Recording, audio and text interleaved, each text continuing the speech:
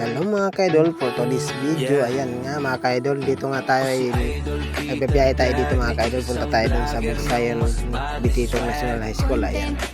Ay dito nga natin mga ka-idol, ay sobrang saya namin dito kasi kami yung vlogger na mahirap, ayan mga ka-idol, kasakay kami sa tangkalan, mga ka-idol. Samahan nyo kami pumunta dito kayo sa Bitito National High School, ayan. Ito ngayon maraming estudyanteng nadaanan natin dito mga ka-idol sa daan. Ay kinakaway-kawayan pa natin dyan yung mga estudyanteng nadadaanan natin mga ka-idol. Yan, maraming estudyante dyan mga ka-idol, paralan yan kasi mga high school mga ka-idol. Kailangan namin alam kung anong paralan yan mga ka-idol. Maraming estudyante dito mga ka-idol, oh. Dito ngayon may nadaanan pa kami dito ng estudyante mga ka-idol. At dito nakarating kami dito sa Bugsayan Bitito National High School. Ayan. Tatlong paralan lang dito mga ka-idol ng high school. Ayan. Maraming pa kumakaway na estudyante dito. Ayan po sila mga ka-idol.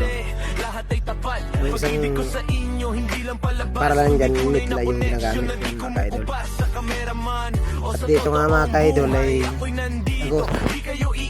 salamat sa suporta, yung walang sawa, kayo ang dahilan kung bakit may saya. Ay dito nga pusok sila kung anong gagawin. Ayan mga ka-idol. At lumabas na dun dito si principal mga ka-idol.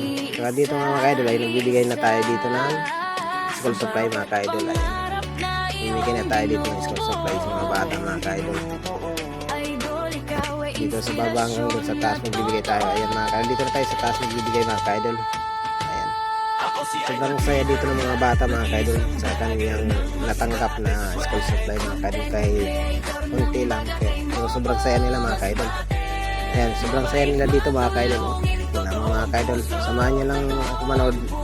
Maraming masaya dito sa mga natulungan namin dito sa Bugsayan Bitito mga ka-idol.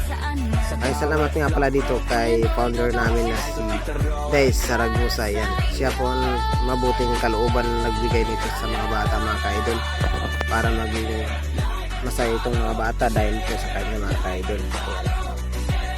Mga ka-idol.